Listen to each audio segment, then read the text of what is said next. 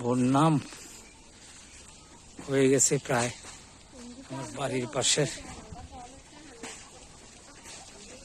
পাশের পুকুর ভর্তি পানি, একদম জমজমাট।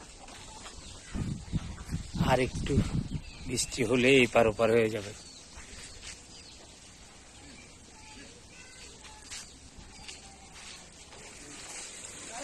পিছনে সামনের পুকুরও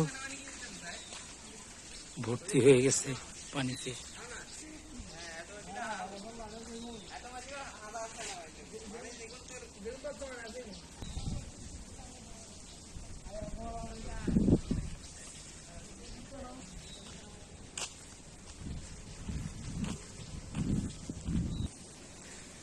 মুহুরী নদীর পানি স্রোত বন্যায় একদম ভরাট হয়ে গেছে। কালকে রাত্রে যদিও বৃষ্টি হয়নি, আজকে এখনো গুটি গুটি পড়তেছে।